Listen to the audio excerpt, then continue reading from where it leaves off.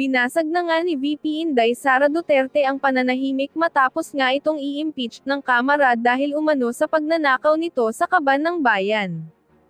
Ayon kay VP Sara hindi pa umano tapos ang laban at hinding-hindi niya umano isusuko ang kanyang posisyon bilang vice-presidente. Hintayin na nga lang daw ang kalampag ng mga taong sumusuporta at nagmamahal sa kanya. Dahil nga sa nakakagulat na balita bigla na lang daw umanong nawalan ng malay ang ama ni VP Sara na si Rodrigo Duterte matapos nga na makarating dito na pinapatalsik na ang kanyang anak. Narito panoorin ang naging hinaing ni VP Sara Duterte. Okay na? Yes, ma'am. Okay, sige. Mga kababayan, Assalamualaikum warahmatullahi wabarakatuh. Madayaw, maayong adlaw, kaninyong tanan. Magandang araw sa inyong lahat. Sa mga nakaraang araw, marami ang humihingi ng reaksyon, komento, o damdamin.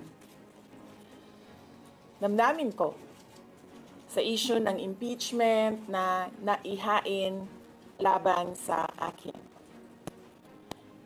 Sa kabila ng aking mga naging pahayag ukol sa planong impeachment sa mga nakaraan na buwan, ang tanging masasabi ko na lamang sa puntong ito ay God save the Philippines.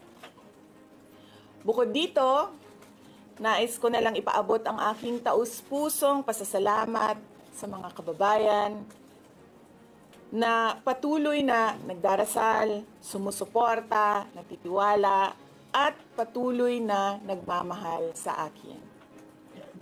Manalig kayo dahil sa taong bayan ang tagumpay. Syukran. I know, right? Braille. 3 questions, no follow-up. Okay. Oh. How are you? Ay, ayoko na. I'm okay. You've seen the list of those who signed, ma'am? Oo. Marami doon, mga inaanak, mga kumpare, mga nangingin suporta sa inyo. What's your reaction? Sabi kasi, ito lang daw basahin ko. Promise me lang, isa-search na yun. So, ma'am, how are you preparing for this? We've already started preparing the moment Franz Castro announced the impeachment plans, which was November of 2023. So November of 2023, there were already lawyers doing their work for the impeachment. So, we leave it to the lawyers. Resignation is not an option. Resignation is not an option. Wala pa tayo doon, ma'am. Masyado pang malayo yung mga ganyan na mga bagay. Nandun pa lang tayo sa pagbabasa ng... Actually, ma'am, wala pa tayo doon dahil yung mga abogado lang yung nagtatrabaho. Hindi ko talaga alam kung anong ginagawa nila. But I have a meeting with them. Going back to the first one, do you believe the president said he has nothing to do with the impeachment? Do you believe that? I do not want to answer that question. Next? Ma'am, confirm po ba na si dating Pangulong Rodrigo Duterte isa sa mga abogado niyo para sa impeachment? I do not want to answer that question. Yes, ma'am. Nakikita niyo po ba na may hahalin tulad ng sitwasyon ngayon ng bansa sa 1984 ni George Orwell? I do not want to answer that question. Last. Na yung mga kaalyado na hinasuporta, mga inaanak, mga kumpare, kumaris, sila yung mga pumirma sa inyo. Paniwala ko lang, no, if you have to explain or defend your signature in a yes petition for impeachment, then you feel that you have done something wrong. Kasi kung wala ka namang ginawang mali, bakit mo i-defend yung pirma mo? Ma'am, So yun yung paniwala ko. okay. Ma'am, naniniwala po ba kayo na may gumalaw po for the impeachment? may gumalaw po na parang money involved. I do not want to answer that Ma'am, question. Yes. will you be endorsing senators, lalo na po sa PDP slates, especially that may possibility na mag-overlap yung trial sa next Congress? Hindi pa namin napapag-usapan kung ano yung gagawin ko for the upcoming campaign and election. Pero nasabi ko na noon na patuloy yung trabaho namin, and isa sa mga trabaho namin ay gusto namin tumulong sa Commission on Elections in voter education, particularly yung wag mo ibenta yung boto mo, wag gumamit ng dahas during campaign and election day, yung mga ganon. Ma'am, payo niyo lang po sa ating mga kababayan sa nangyayari po ngayon sa ating bansa. Yes, sabi ko nga kanina sa statement ko sa ating mga kababayan na patuloy na sumusuporta, nagmamahal, nagdarasal, napakahalaga nun, ay manalig lang sila dahil sa taong bayan ang tagumpay. Bibing, anong nag-blooming daw patapos na mo yan? Nganong naa ka diri sa Manila na taga Davao man ka?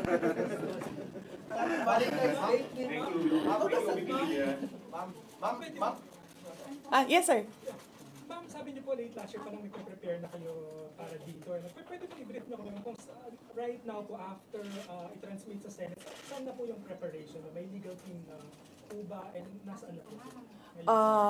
Well, may meeting kami mamayang hapon dahil nag-meeting sila kahapon. Hindi ako sumali. So merong briefing, legal briefing mamaya ang mga lawyers. So I will know more this afternoon. Can you name some of the prominent members of your team? Pakikita nyo na yan pagpasok nila ng kanilang entry of appearance. Ma'am, tuloy po ang trabaho kahit may pinaghahandaan po kayong impeachment.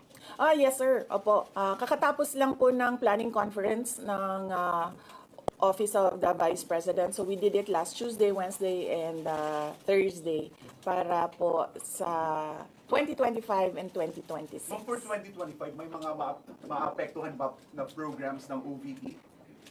Yes, nag-announce na kami na wala kaming wala kaming burial and medical assistance dahil tinanggal yung line na yon sa budget. So hindi ka na pwede maglagay ng budget How doon. about the other programs, ma'am? Tutuloy siya. How confident are you that you won't be convicted in the impeachment court? Wala pa tayo. Masyadong pang malayo yan, ma'am. Wala pa tayo. Hindi pa natin ina-assess. Sa BP part, number 1 for impeachment. Have you talked to... Nagtanong ka na ba? Yes. But Kanina?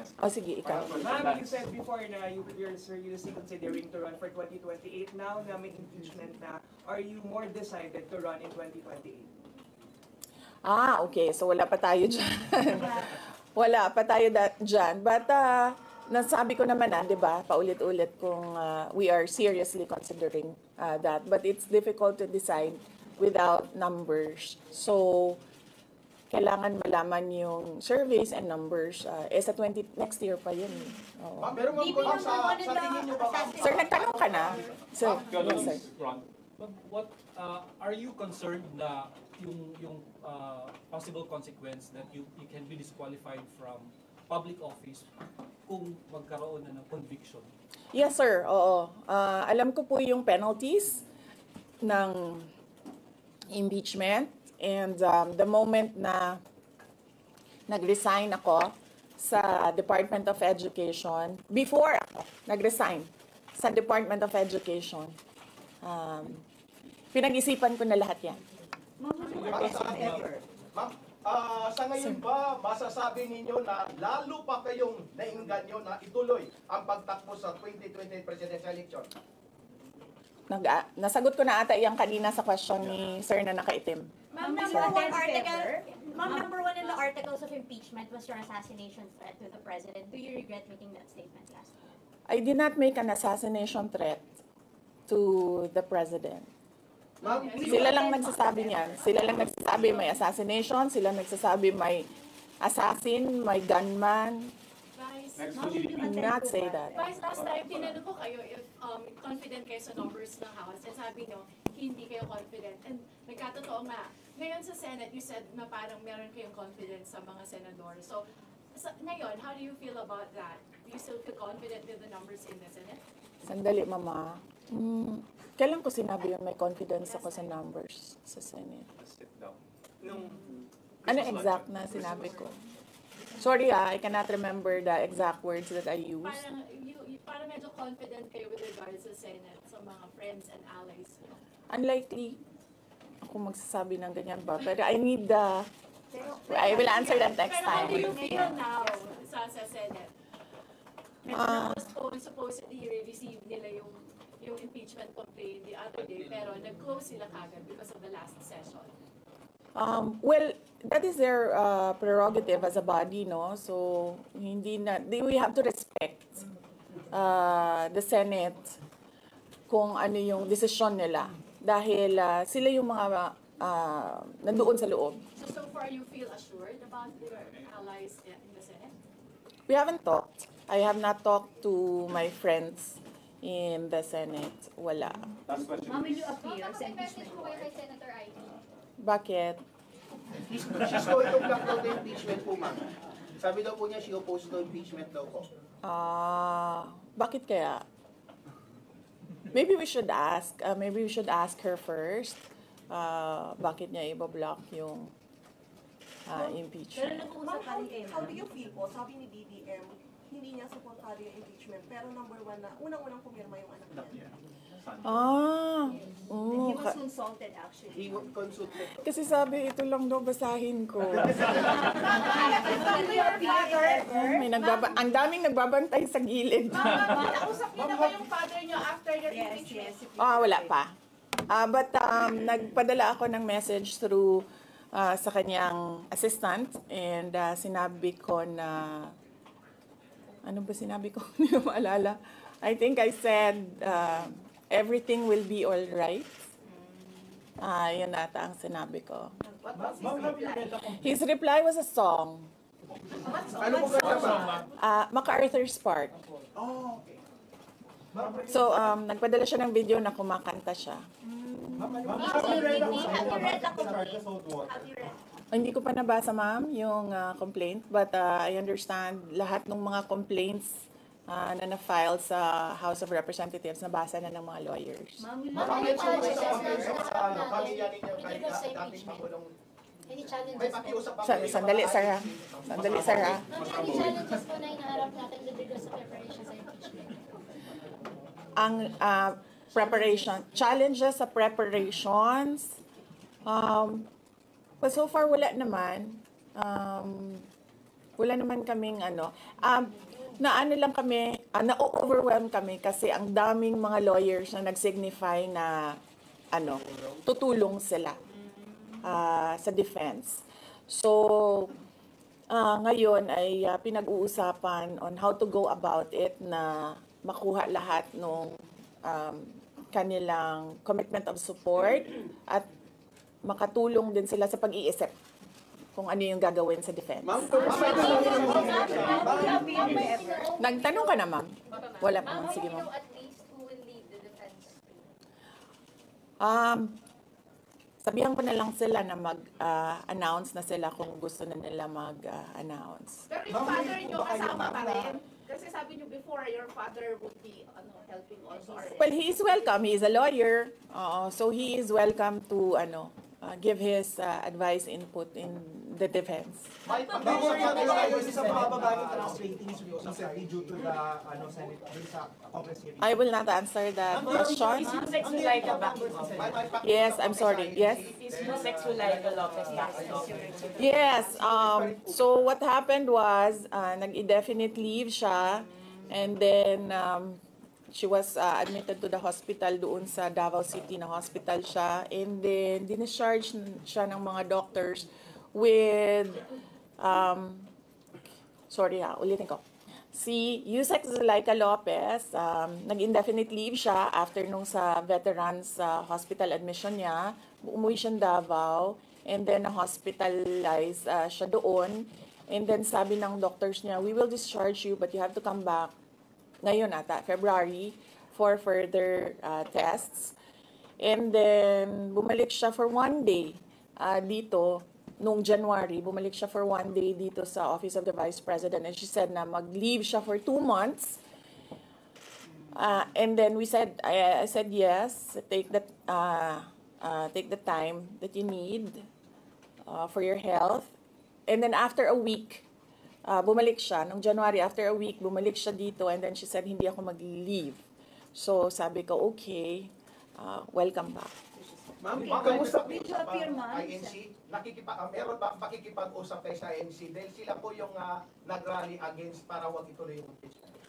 Hindi pa po kami nagkausap ng INC, sir. Pero nagpapasalamat po ako sa INC at sa buong sambayanan sa kanilang pananawagan ng kapayapaan. Ma'am, kamusta po ang staff ng numbers in Senate? Nagtanong ka na, sir. Dapat, sir. You think you have the numbers in the Senate to be acquitted? Hindi ko masabi yan ngayon, sir. Wala pa kami dyan.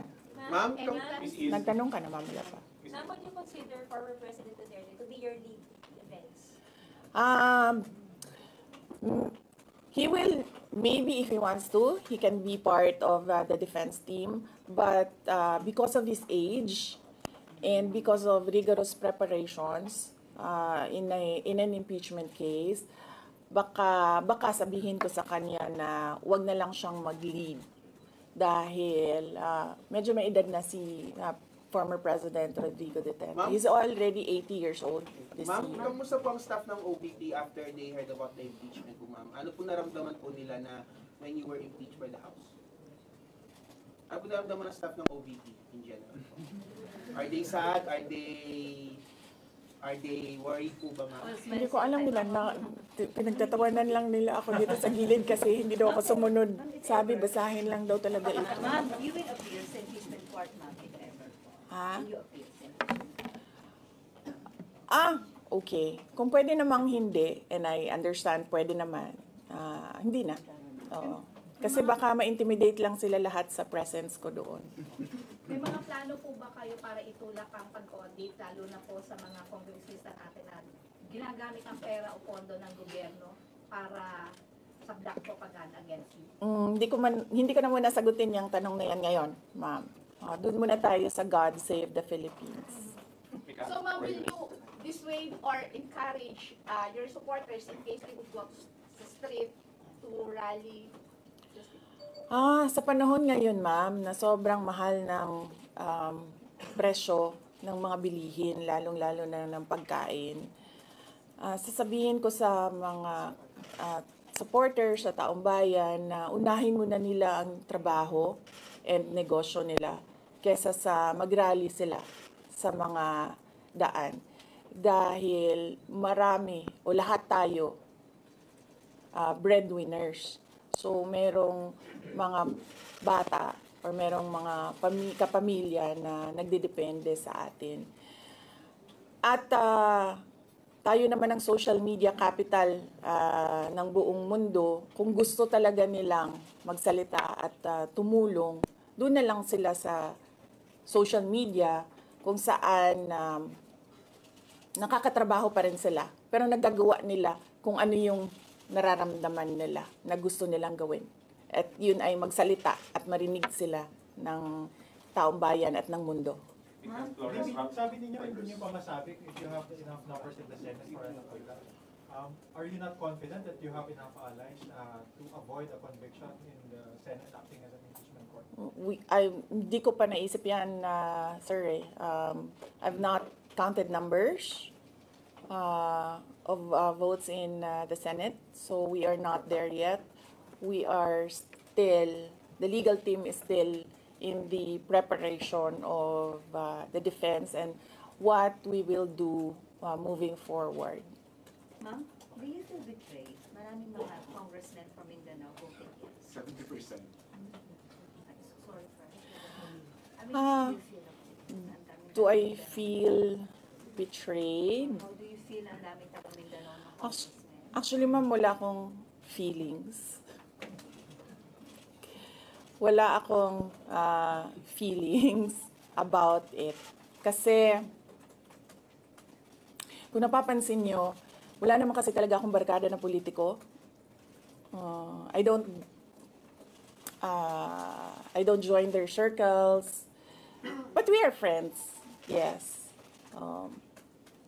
But kung ninong at ninang lang ng mga anak, walang ninong at ninang na politiko ang mga anak ko.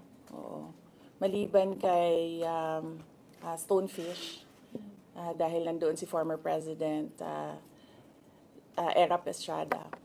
So, I don't move in the circle of politicians. Kaibigan, yes. But to say that meron akong close relationship, personal relationship with them, wala naman. Kaya siguro, ganyan din siguro kadali sa kanila ang magdesisyon about the impeachment. Kasi wala naman talagang something that is worthwhile sa aming pagiging magkaibigan. Ma'am, last on impeachment, nagkaroon po ba kayo ng prior information na may impeach kayo sa House under last session day? Or may nag-PM ba sa inyo? Naka-receive po ba kayo or may nag-tip sa inyo? Yes. Oo. Si JC. Si JC. Hindi siya natulog. Sabi ko sa kanya, matulog ka na, JC, kasi ang mangyayari ay mangyayari kaya sera-sera. Diba? Ma'am, comment nyo lang po, ma'am. Alam ko matagal na ito, but the QC Prosecutor's Office ibinasura yung patong-patong na kaso against you. Yes. What was your initial reaction about that? And second po, any updates, security details natin, ma'am? Tuloy po ba yung pag-hire po natin ng private security? Hindi ko nasasagutin yan, ha? Dun lang tayo sa God Save the Philippines. Okay. Ma'am, okay. Last na lang po on my end. Ma'am, you said God save the Philippines. Gaano na po kalala ang problema ng Pilipinas ever since na nagkaroon ng issue sa impeachment na ito? Parang ano po yung nakikita yung problem sa Philippines ngayon at bakit nila inuna itong impeachment na ito? Gaano kalala ang Pilipinas na pag-iwanan na tayo ng panahon at ng ating mga kapitbahay dito sa region at napag-iwanan na tayo ng mundo. Malala siya since na nagkaroon ako ng understanding. Kasi 1990s, tapos 1990s, magulo. Well, sa amin, magulo, sa Mindanao. And then, ngayon, nagbabadya ang gulo sa Mindanao. So, parang wala namang nagbago. So, malala.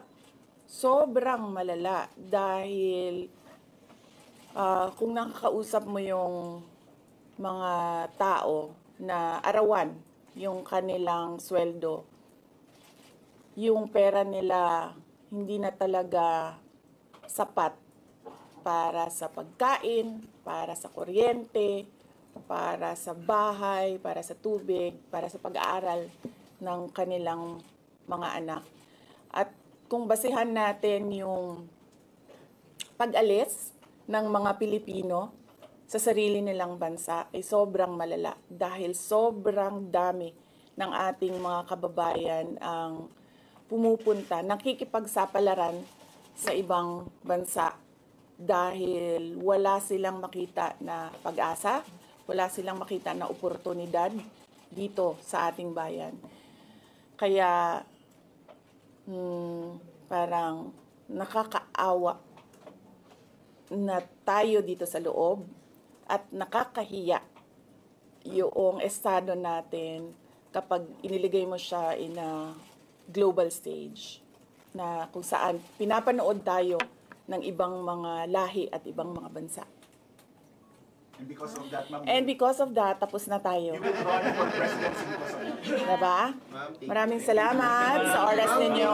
Magandang Since the verified impeachment complaint is now in the Senate, there are so many questions. What will happen next?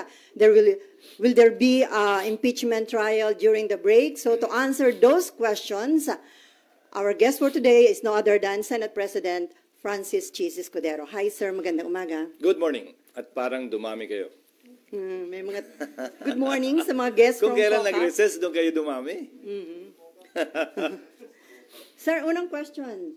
Since yung verified impeachment complaint against BP Sara is now in the Senate, ang tanong ng marami, why the Senate went on break last night without tackling the verified impeachment case against BP Sara? Well, una, yun ang schedule namin. Alam niyo namang lahat yun. Nahuling araw namin kahapon, magbe-break talaga kami at magre-resume matapos ang halalan sa June 2. Walang rason para magbago o baguhin yun kahapon.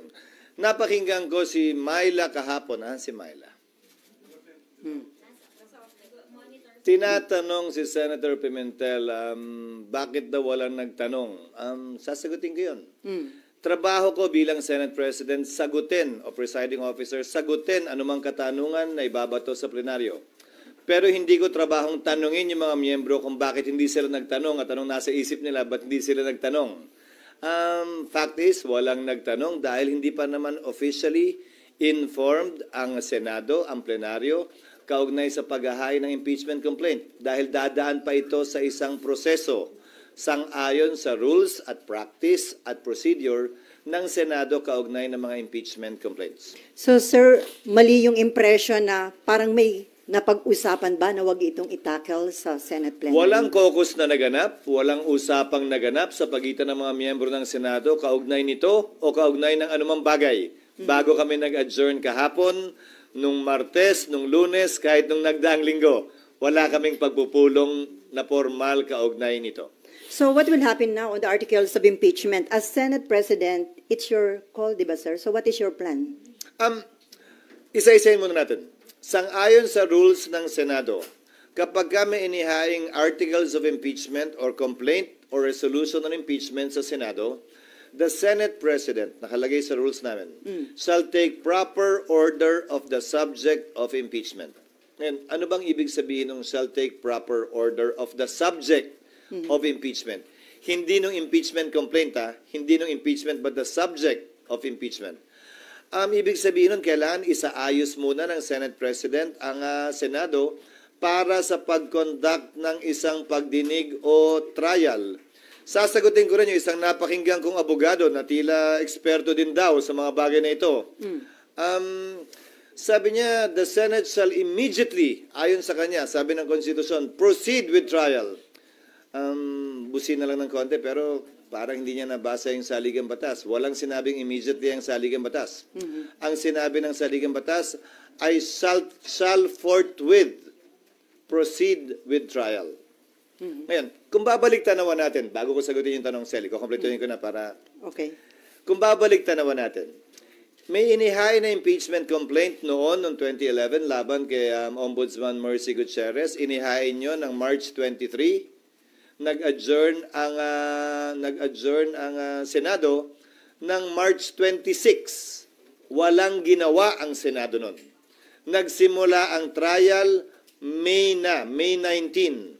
Mahigit kulang-kulang isang buwan ang lumipas dahil magre-recess din sila noong mga panahong yon.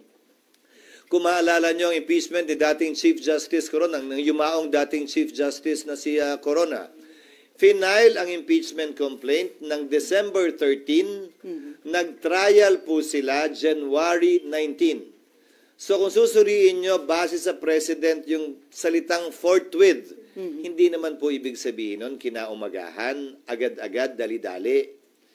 Mahigit 2 buwang inupuan, pinag-aralan, binasa, tiningnan ng Kamara yung mga impeachment complaint na nakabinbin.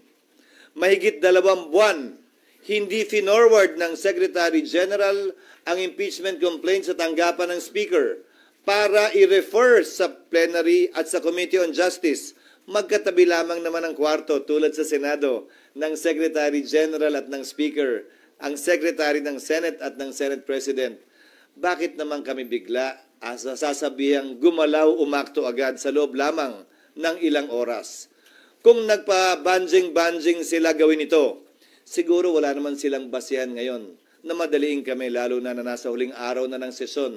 Yan pinadala sa amin, halos mag-aalas 5 pa ng hapon.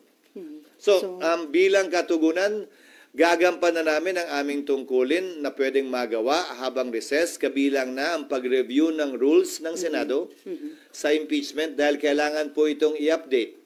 Halimbawa, yung pagkakaroon at requirement ng judicial affidavits, yung pagkakaroon ng provision at procedure para mag-hearing sa harap ng commissioner, yung pagkakaroon ng matatag at malakas na pre-trial procedure para swabe na at hindi na komplikado at magulo yung trial proper.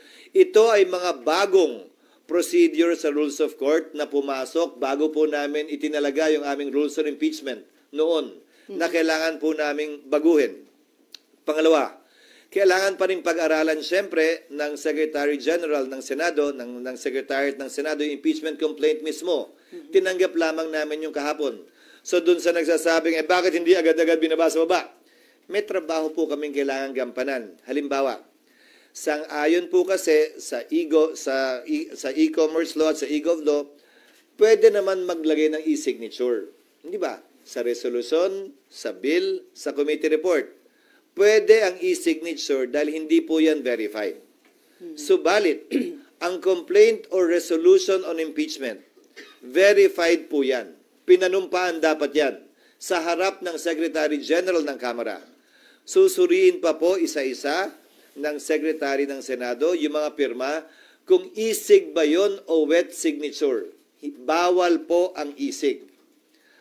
Dahil kailangan pinanumpaan ito. Paano ka manunumpa sa harap ng SecGen kung inutos mo lang yung opisina mong i-affix yung e-sig?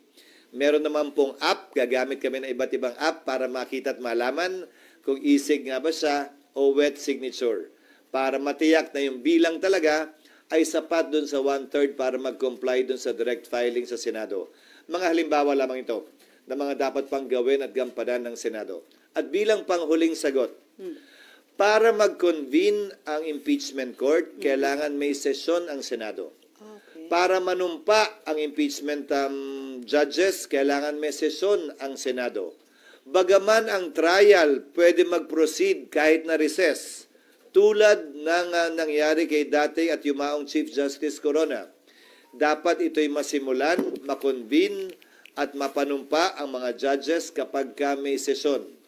So kung may mangyayari mang aksyon o kaganapan kaugnay nito, yan ay mangyayari sa June 2, pag-resume ng Senado, matapos ang eleksyon at pasayan ng mayoriya ng Senado kung aamyendahan ba yung rules, anong ilalagay sa rules, i-authorize ba tulad ng nasa rules of court ngayon na suppletorily applicable na pwedeng mag-hearing habang recess dahil may 12 senador pa namang maiiwan natatawid hanggang 2028 pa ang termino, kabilang ako. 12 lamang naman ang matatapos ang termino. Gagawin ba yung parang sa rules of court, I'm only citing examples, na i-authorize yung 12, parang hearing before a commissioner, natanggapin lamang yung ebidensya. Ito'y court of record naman kasi. Ibig sabihin, kahit na wala pa at hindi personal na narinig yung ebidensya, mababasa naman. Ngayon nga may video pa. Okay. Sir, yung sana natugunan ko yung iyong katanungan.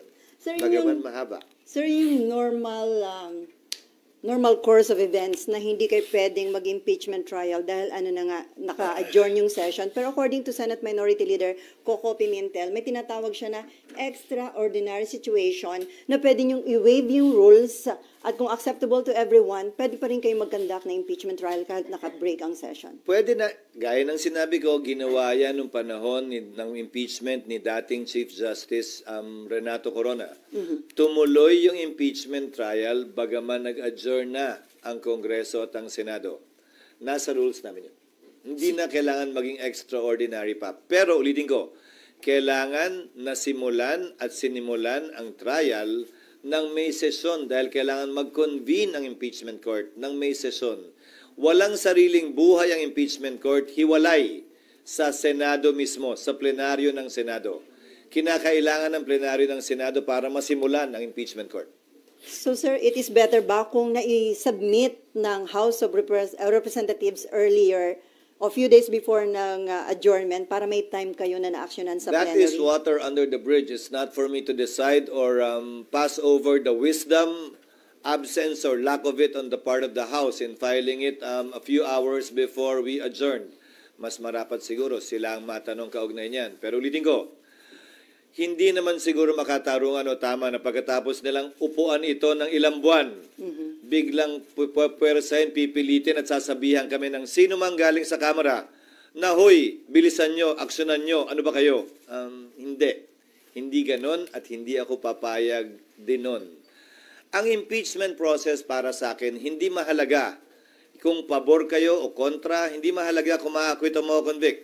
Ang mahalaga para sa akin, bilang tagapangulo ng Senado, maging maayos ito, sang-ayon sa batas, credible, kapanipaniwala, at magagawad ng hustisya. Pabor man yun sa opinyon ng mas nakararami o konti o hindi. Considering yung mention nyo ng mga possible scenarios, sir, can we say na walang mangyayaring impeachment trial during the break or mahirap? Wala. Legally, it cannot be done. So legally, it cannot be done, again, as I said, because the impeachment court was not convened. The impeachment complaint was not referred to plenary for there to be a basis for the impeachment court to be convened by the Senate sitting as a legislative body, hindi muna as an impeachment court. Sir, kahit sinabi ni PBBM na ayaw niya sa impeachment dahil divisive, sinuportahan pa ng isang religious group, pero still, natuloy pa rin na-impeach si BP Sara sa House, na i-transmit dito sa Senate.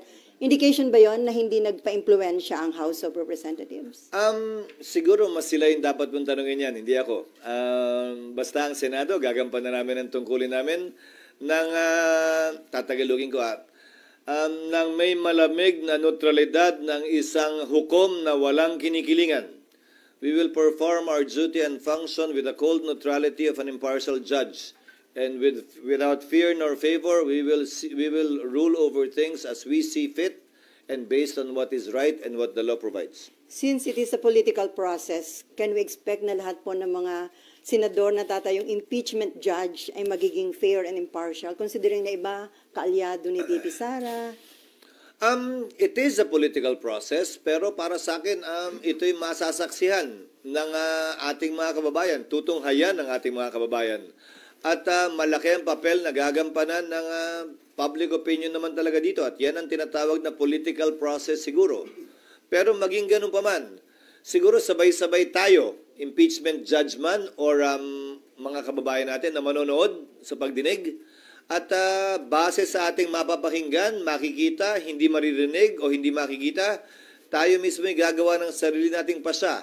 At dahil political process nga ito at mga politiko ang tatayong umuupo bilang hukom, sinong politiko ang kilala mo na sumusuwag ika nga sa public opinion, lalo na sa panahon ng halalan. So, inimbento talaga itong sistemang ito na nagsulat ng ating saligang batas para ganito naman talaga. Hindi para maging sobrang hiwalay, ika nga, sa opinion ng publiko kaugnay sa bagay nito dahil politiko din naman ang hinuhusgahan. From Myla muna, although para nabanggit nyo na, kung sir, kung after election magko-convene yung impeachment court, tas limited na yung time ninyo, carry over yun kung bago na yung composition ng mga senador at kongresista sa 20th Congress? Iyon ang aking paniniwala. Bakit? Ang Amerika kung saan natin kinopya yung ating sistema ng demokrasya at Republican government. Yung kanilang Senado, sa pagkakaalam ko, 1/3 lamang ang hinahalal at any one time. May naiiwang 2/3 pa rin. Kaya pwede mong sabihin, continuing body talaga yung Senado. Ang Senado ng Pilipinas, 12. So, walang majority, walang quorum ang maiiwan. Subalit, ilang bagay ang nais kong sabihin kaugnay nito. Tingnan nyo na lamang ang mga collegial courts dahil ito'y hindi function ng legislature. Hindi ito typical na bill sa aking pananaw na pagtapos ng Kongreso, i-file mo uli. Pag hindi na-aprubahan, kailangan aprubahan uli ng magkabilang kamara. Kahit na-aprubahan sa kamara, dito hindi, simula uli sa simula. Halos lahat naman siguro sang-ayon. Ito'y impeachment court. Hiwalay sa function ng lehislatura. Pero siyempre, kikilalanin ang pagtatapos ng termino ng mga miyembro nito. So ano ang pwede nating ihalin tulad dito? Ang mga collegial courts. Ano-ano ang collegial courts? Sandigan Bayan, Court of Appeals, Supreme Court. Isama mo na yung Constitutional Commission, kabilang na ang Civil Service, ang COMELEC. Tanong, kapag kami nakabinbin bang kaso sa mga ito at nagpalit sa tagal ng kaso sa mga korteng yan, ang mga maestrado ng Korte Suprema, maestrado ng Court of Appeals ng Sandigan Bayan, dahil ito ay mga courts of record naman, dinidismiss ba yung kaso o nagpapatuloy lamang? Hindi ba ang sagot ay nagpapatuloy lamang ito? Patuloy lamang yung mga kaso maski nagpapalit ang bumubuo ng collegial court na yon, tulad lamang ng impeachment court. Lalo na court of record din ang impeachment court, kung saan magpalit man, mag-absent man, hindi man mapakinggan ng personal ng impeachment judge, pwede pa rin siya gumawad ng desisyon base sa record na tinanggap ng ebidensya ng impeachment court. Sir, may patanong lang si Nympha. Paano kung magpatawag... Asan ba sila? Nasa press officer. Paano daw kung magpatawag ng special session si PBBM? Pwede nyo na actionan yung impeachment? Oo, pwedeng mangyari yon, pero ang pagpapatawag ng special session sa aking pagkakaalam ay hindi para mag-convene ng impeachment court. Sa aking pagkakaalam, ang pagtatawag ng special session ay para sa mahalagang bagay at panukalang batas na kailangan ipasa ayon sa ating saligang batas. Hindi ito isa o saklaw marahil ng probisyong yon, kaugnay ng special session. Pero haharapin namin yon pag nandiyan na. Siyempre, pag nagpatawag ng special session, sang-ayon man kami o hindi, siyempre, alam namang hindi kami mag-attend. Okay, Mav and then RG.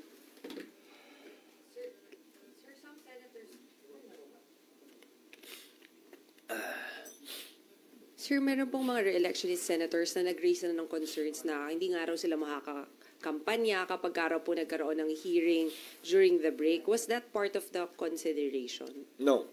Again, we did not talk about that. Nobody discussed that with me, that particular concern. Again, because no caucus was held about it for the simple reason that I don't want to presume that things will happen before it happens. Mukha naman kami masyadong excited, di ba, na, oh, ayun na, bukas, nandiyan na, liga, meeting tayo. No, we did not do that. We had a lot of work to do trying to rush pieces of legislation that I'm sure you don't want to ask about anymore and will not talk about given the impeachment, na mahahalaga din naman na makabuluhan at may malaking impact sa ating ekonomiya at bansa. Okay, RG. At follow up lang dun sa kay Senator Bato. So, may basis... Si Senator Bato ba? Some senators lang ang sabi ni Ma'am. Pero isa si Senator Bato na parang concern niya, parang talo sila o lugi kasi hindi sila makakapag-ikot habang ibang senatorial candidates makakapag-ikot. Actually, again, may basis yung concern. Not necessarily. Tandaan mo, maraming senador maraming kongresista ang sumikat sa impeachment at naging senador. Maraming mga senador na nagre-elect din base sa impeachment. So, depende. Dahil nakatutok ang lahat ng buong sambayanan doon, ayaw mo nun, di ka na mag-iikot. Kung yun talaga yung pakay mo, meaning...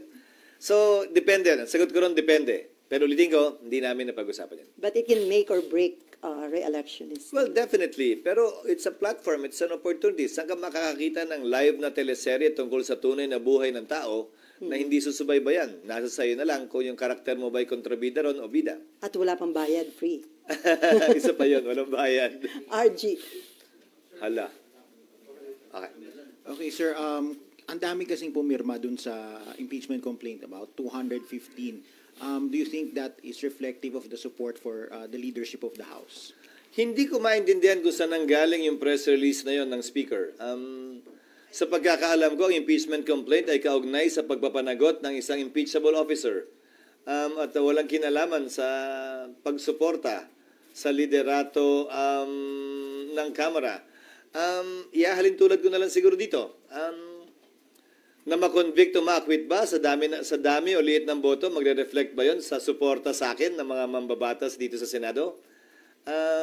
Sana. Hanggat maaari, wag nating iugnay masyado sa politika o pangangampi ang prosesong ito dahil naihain na nga, ayoko nang bigyan ng kulay politika ito. Magkabilang kulay man, green man o red o yellow o ano man. Sir, ang isa bang senatorial candidate can act as a defense lawyer? Candidate, what do you mean? Kasi may isang senatorial candidate, di ba? Parang may state, Attorney Vic. Sino? Attorney Vic Rodriguez. Nag-volunteer na agad siya? Oo. Kailangan muna siyang tanggapin ng kliyente bago siya makapag-volunteer. Parang, ang pag-volunteer ng abogado sa kaso, alam kong tawag dyan ay ambulance chasing. Hindi yata tama yun. Marapat ang kliyente, ang akusado, ang ini-impeach, ang mag-anunsyo ng kanyang mga abogado. At hindi para i-volunteer yung serbisyo ng abogado. Yan ay nasa ethics ng mga abogado. Okay, RG. Sir, I think in the past it was reported that the former president would like to be a defense counsel for the vice president. Actually, that would be expected. Sinabi na niya yan, abogado siya, abogado rin. Si Vice President Sara Duterte, abogado rin yung kanyang asawa. Hindi ko na ikakagulat yan kung mangyayari man yan. There's no legal impediment to that. There is none. So, sorry ko consider... In fact, even the Vice President herself can represent herself in addition to other lawyers. So, sir, i-consider nyo sa pag-draft ng rules kung papayagan ng isang senatorial candidate na maging defense lawyer? By that time, tapos na ang halalan. Hindi na siya kandidato, abogado na lamang siya. Okay, Amor. SP, to clarify po, yun pong pagsasagawa or pag-a-amend ng rules for the impeachment trial, hindi din siya gagawin during the recess or it's something na pwedeng gawin during the break? Ngayon na namin gagawin lahat ng pag-aaral, lahat ng panukala, pero kailangan yan aprubahan ng plenaryo sa sesyon ng Senado. So, drafting, sir? Yes. Pero mahabang proseso din yun dahil maraming kailangan i-update sa rules. Kung maalala nyo, mula nung aktual na nakatapos ng impeachment ang Senado sa impeachment ni dating Chief Justice Corona, hindi pa na-update yung rules. At maraming butas yung rules na yon na hindi rin in-update matapos yung karanasan ng Senado noon. Dagdag mo pa dyan yung mga pagbabago sa rules na inilabas ng Korte Suprema para mas mapabilis, mas maging efficient yung trial. Ika nga. But I will state one thing for the record and as a matter of policy. Hindi namin ito mamadaliin. Pero hindi rin naman namin ito labis na iaantala. Hindi kami magpapapressure kanino man na bilisan ito o i-delay ito. Gagawin namin yung trabaho namin ayon sa saligang batas bilang pagsunod sa tinatalaga nito at rules mismo ng Senado. Bagaman wala pong updated rules ang Senado, meron pa ring rules na nananaig ngayon. Yan yung existing rules pa namin. Nakabilang nga dyan yung binanggit ko that the Senate President shall take proper order of the subject of impeachment and matapos nun, shall notify the House of the date when the prosecutors are set to appear. Pero bago lahat mangyari yung tinatawag yung trial, kailangan muna mag-acquire ng jurisdiction ang Senado. Sa ngayon na tinanggap na ng Senado yan, hindi na may kakailang nasa Senado na yan at impeached na si Vice President Sara Duterte. At bagaman hindi pa na-convene yung impeachment court, matter of course na lamang yon, ministerial ang pag-take ng jurisdiction ng Senado sa impeachment complaint na ito. Hindi na rin may kakaila yun. Pero, kailangan pa matapos mangyari yon, i-amend yung rules, i-update yung rules, i-convene yung court, or base sa rules, pag nagsabi ang rules na kahit na hindi pa kino-convene ang impeachment court dahil nga patapos na ang termino ng 19th Congress, baka pwedeng bigyan ng kapangyarihan yung mga maiiwan na magsagawa na ng mga prosesong pwedeng isagawa bago ang trial. Kabilang na halimbawa, ang pagpapasagot sa nasasakdal, ang pagbibigay ng pagkakataon sa prosecutor na sagutin yung sagot o reply dun sa answer, ang pagsusumite ng judicial affidavits ng mga testigo na magkabilang panig, ang pag-conduct ng pre-trial, pagkakasundo nila, o ito, concede na namin, tama na yan. Ito, hindi kami papayag dito. Pagdebatihan natin yan, presentahan natin ebidensya dyan. O pag-submit ng pre-trial brief. Dahil alalahanin ninyo, bagaman hindi tumutuloy-tuloy ang Senado, ang Senate President, sang-ayon sa rules ng Senado, ay uupo pa rin bilang Senate President hanggang nahalal na ang kanyang kapalit. Dahil ang termino ko ay matatapos pa sa 2028. Kumpara dun sa mga nagdaang Senate President na nagkataong natapos yung kanilang termino ng June 30. Mananatili akong Senate President sa panahon ng break kung saan itong mga bagay na ito ay pwedeng magawa para hindi mag-aksaya ng panahon, ika nga, ang Senado. At nang forthwith, trial may proceed already. Sir, ang status po ngayon is tinitingnan pa po ni Senate Secretary and kayo po mismo titingnan nyo pa yung impeachment, articles of impeachment. Si Senate Secretary lang. Kasi ang titingnan lang naman niya, sufficiency in form and substance in terms of the signatures nga. Nag-comply ba yung verification, yung under oath na form? Napirmahan nga ba ito ng 1/3, which is 102? Pero ayon sa ulat sa balita, 70% ang pumirma. So sobra doble o doble ang pumirma. Sobra doble ang kinakailangan bilang ng pumirma. So yun lamang naman ang gagawin niya. Matapos nun, ilalagay nila dapat yan sa agenda eh. Pero hindi tayo nga umabot doon. Dahil nga, kapos, gahol sa oras, at bakit ba kasi last minute at last hour na? Pero sir, bibigyan ng copy yung mga senators para mabasa na nila? Yes, in fact, we will make it public. I don't see any reason why it should not be made public. It is not a secret document. It is a public document and I believe it should be made public. Sir, sorry, last na po. When is the earliest po sa tingin nyo na mapag-uusapan ninyong mga senador yung rules? June 2. Okay. No, formally, in plenary. In plenary. Pero sir, yung pagdadraft ninyo? Hindi kami na yun. Secretariat principally ang gagawa nun. Hindi na mga senators? Hindi na siguro. Magkukonsultahan na lang kami either virtually about this and simply consult them on the rules. Okay, before Mayan, So, RG... to finish, siguro magda-draft ang secretariat. Papadala na lamang sa mga senador for comment or inputs. Para at least pag-resume namin sa June 2, medyo joined na yung issues. Ika nga, kung ano na lamang yung pagbobotohan kung meron man. Okay, before Mayan, RG, Mav, and Cecil, may patanong lang dito, sir. Just to put on record, if BP Sara is found guilty by the impeachment court, does that mean she could no longer seek for any government position? Perpetually disqualified na po ba siya? Yes, the penalty for a person convicted in an impeachment trial is removal from office and absolute perpetual disqualification to hold public office, elected or appointed. Okay, Mayan, and then RG. Good morning, sir. Sir, ako ba, ate? Ay, oo nga pala. Sa nauna pala siya. Sorry, dalawang Sir, Mayan.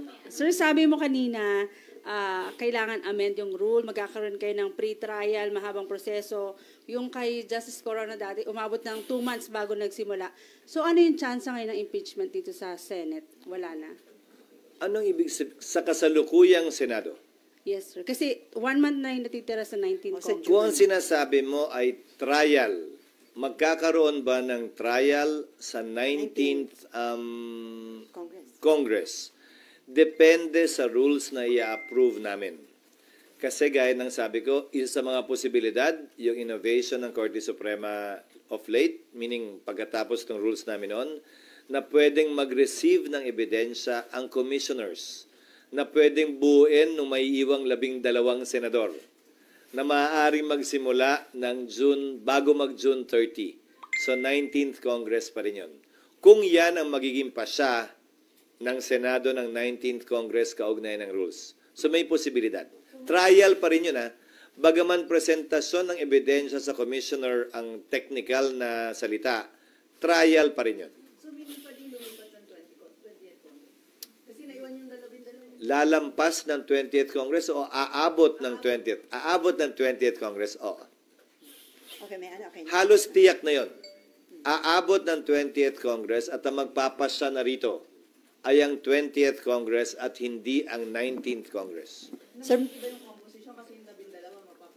malalaman pa lamang natin yan matapos ang halalan. Sir, may patanong uli. Si ERAP na pardon, pwede bang ma-pardon din si Sara at eventually run again? Yes, ERAP was not impeached. ERAP was convicted and then was pardoned. Yes. Not by the impeachment court. Okay. Dahil hindi naman natapos yung impeachment ni dating Pangulong Estrada dahil sa EDSA 2. Okay, Mean. Sir, to be clear lang, hindi pa ba clear? Hindi pa clear. Sir, kasi yung natanong na kayo na pero para lang mas malinaw. Yung kay Senator Coco na sinasabi niyang special circumstance na pwede pa rin magkasundo kayo 100%, mag-convene kayo ng impeachment court during the break. Hindi na yun mangyayari. Only when, as I said, the impeachment court was convened. When we, the legislature, the Senate as a legislature, took note or took cognizance of the case, were all sworn into office and convened the impeachment court. Hindi naman nangyari lahat yun During session. Hindi kami pwede paano namin i-refer yung impeachment sa Rules Committee para i-report out ng plenary para may basihan na magsumpa kami bilang impeachment court at i-convene yung impeachment court. Paano namin gagawin lahat yun ng walang session? So parang dapat sana kahit paano na-report out man lang kagabi sa session, tapos after nun, kahit hindi kayo nakabuo ng impeachment court, pwede during the break bumuo? Hindi pa rin. Kailangan kasi yung pagsumpa namin at pag-convene ng impeachment court is in session. Ulitin ko ba't ba nyo kami minamadaling gumalaw ng ilang oras? Process lang. Sila mahigit 2 buwan, inupuan, pinag-isipan at pinag-aralan yan. Siguro naman entitled kami ng ilang araw man lang. Okay, RG, and then si Mav, and then Cecil. Sir, of course, there are those na may mga nagre-react na doon sa sinabi nyo kanina that it cannot be done during the break and that sa June 2 na ang earliest action. What is your message to them? Magbibingi-bingi yan School of Acting ako dun sa mga pabor sa impeachment complaint at laban kay Vice President Duterte. Magbibingi-bingi yan din ako dun sa tutol sa impeachment at ayaw kay Vice President Sara Duterte. Hindi namin trabahong pakinggan sila. Trabaho namin gampanan yung aming tungkulin. Sa abot na aming makakaya, base sa itinatalaga ng batas at hindi base sa gusto ng magkabilang panig na klaro ay partisano, pabor man o kontra sa impeachment, pabor man o kontra kay Vice President Sara Duterte. Wala kaming pakialam sa mga yan. Sir, just to be clear, until the Senate renders a decision on the merits of the case, she remains Vice President? Definitely yes. That is what the law states. Pero sir, Unless, just for the sake of argument, because this was in part of our history, March 23, and I hope I will not be misquoted for this, March 23, final ang impeachment complaint laban kay Mercy Gutierrez. March 26, kinonvene ng Senate ang impeachment court, tapos nag-adjourn agad. In-announce na May 9 ang impeachment case i-hear. April 29, nag-resign si Ombudsman Gutierrez. So that is the only instance na hindi matutuloy yung impeachment. Dahil ang parusa lamang sa impeachment ay pagkakatanggal sa pwesto and perpetual disqualification. May posibilidad sana na tinuloy ng Senado yon. Dahil yung resignation ay pagkakatanggal lamang sa pwesto. Pwede pa sana nilang ituloy yun para dun sa absolute perpetual disqualification. Pero minabuti ng Senado noong panahon yun na wag nang ituloy at i-dismiss na yung kaso. Pero sir, right now, walang nang-pressure o kumakausap sa iyo from both sides para yung isa, bilisan, aksyonan, o iba naman para upuan itong impeachment. Well, maraming bumabanat sa media magkabilang panig na gustong madalin o gustong i-dismiss ito. Pero walang epekto naman. At tulad ng sabi ko, hindi ko papakinggan yung mga boses na yan. Ang papakinggan at susundin lamang namin ay yung tinatalaga ng batas, ng aming rules, at kung ano ang tingin naming tama, parehas, patas, at magbibigay ng mas mataas na kredibilidad sa proseso ng impeachment. Ano man ang kalabasan o maging resulta nito. Among your colleagues, sir, wala din ganong pressure, magkakaibang sentiments? Hindi kami nagkausap. Siguro itong mga susunod na araw pa lang kami magkakausap-usap pag nakita-kita sa kampanya.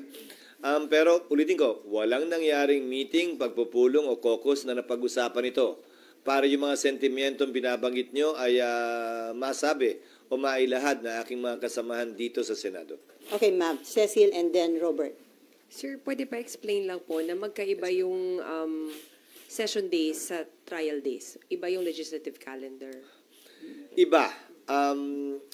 Nung nagdaan, ang ginawa nila ay, kung naalala ko, tama, hapon ba? Yung sa corona?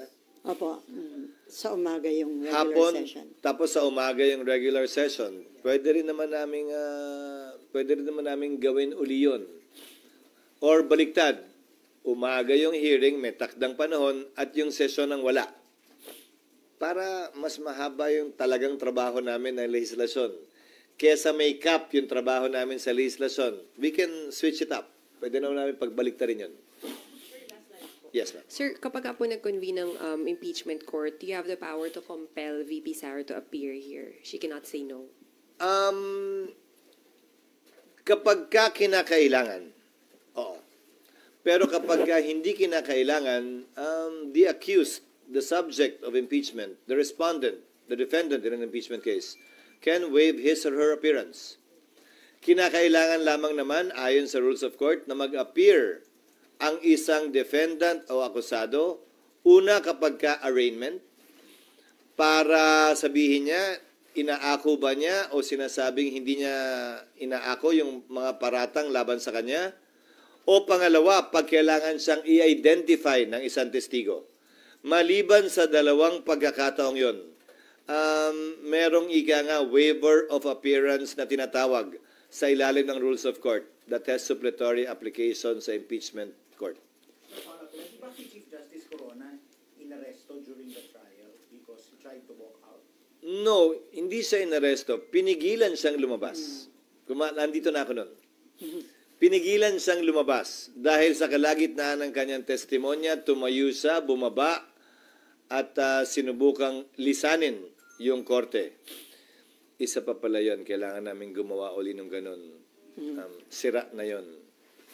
So may limit ba yung ipipresent? Naalala mo yun, RG, yung sira na yun. Oo, yung maghahanap pa. 13 years. Kaya nga, wala na. Kinain na ng ana yun. Pero sir, may limit ba yung pwedeng ipresent na witness ng prosecution and defense panel o wala? Wala, pero yan ay pagkakasunduan sa pre-trial. Naulitin ko, pwedeng magawa bago magsimula ang 20th Congress para nga hindi kami pabanjing-banjing at nag-aaksaya lamang ng panahon. Ulitin ko, hindi namin ito mamadaliin. Pero hindi rin namin labis na ipagpapaliban ito ng walang dahilan o rason. Okay, Cecil. Sir, balikan ko lang yung isip. What if malaman ng secretary pag-check na may mga isip? Ano yung magiging? Basta't 1/3 pa rin. Basta ma-meet yung 1/10? Basta't may 102 pa rin. Hindi na mahalaga sa amin kung 103 pa yan o 105 o 107 o kung sino yon. Ang mahalaga, mambabata sila at may 102 signatures. Sir, may effect ba ito sa economy, itong mga political issue na ito? Anumang ingay ng politika palaging may posibleng epekto sa ekonomiya. Pero ang pangontra dyan ay kapanipaniwala at stable na proseso at procedure. Tulad ng sinusubukan kong gawin ngayon at i-establish ngayon.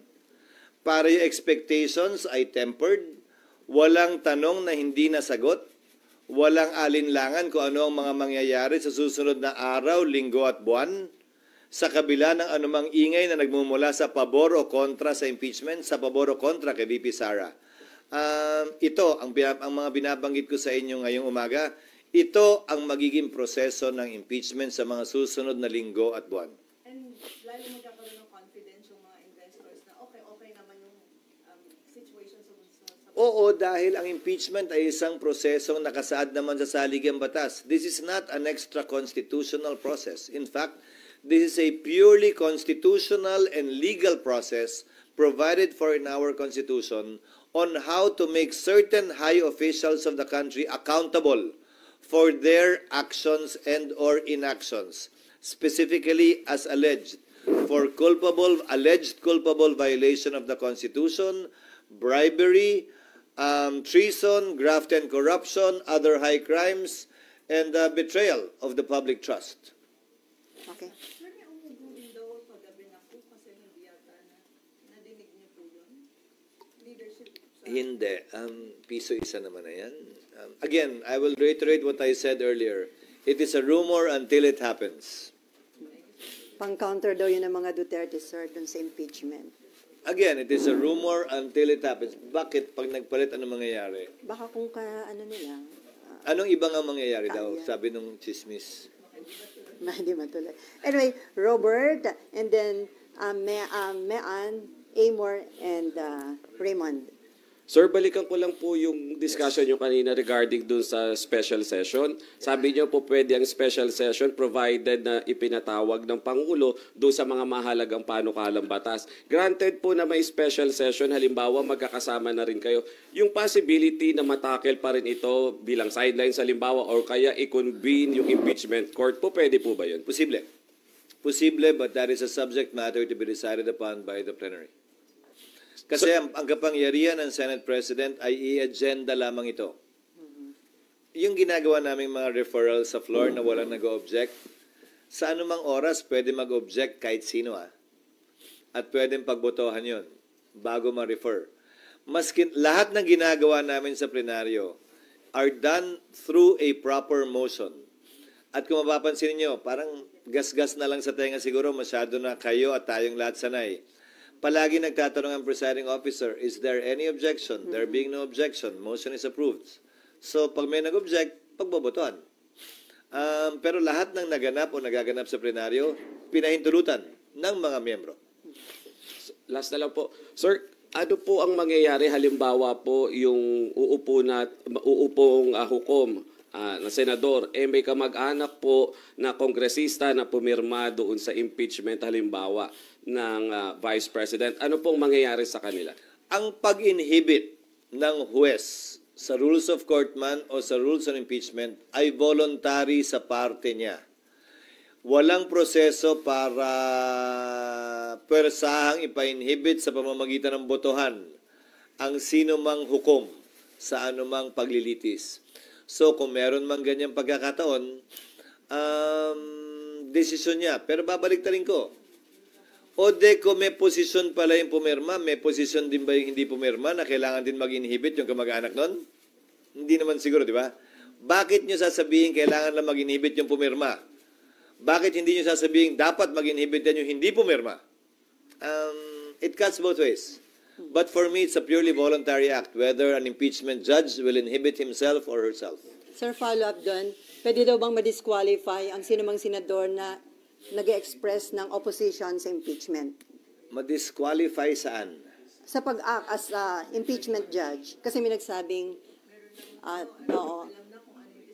Sabi na kasi na para sa kanya acquit. Hindi, parang tututulan ko hanggang dulo yung impeachment. 19th Congress ba yan o 20th Congress? Hindi, kasi ang magpapasya, 20th na eh. So, ang tinatanong ko sa inyo, yung senador bang nagsasabi niya na i-acquit ay 19th Congress pa siya o 20th Congress? Kung manalo, sir. O de, hindi pa natin alam. So, 19th nga ba o 20th? Kaya yung tanong ko, di ba? Pero sir, kung sakali, na hanggang 20th. Again, I will admonish and keep on reminding the senators who will surely be part of the impeachment court, either in the 19th or 20th Congress, dahil impeachment court pa rin naman ang magpapasya ng ilang preliminary na mga bagay.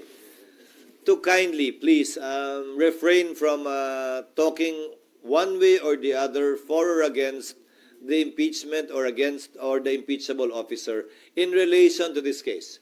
Pwede naman nilang purihin si Vice President Sara hanggang langit kung gusto nila nang walang kinalaman at hindi pumapatungkol sa impeachment. Wala namang problema yun. Pero this is a mere reminder and admonition. Wala naman akong kapangyarihang pigilan o busalan ng kahit na sinong miyembro na nais magsalita kaugnay nito. Mayan, Amor, and then RG.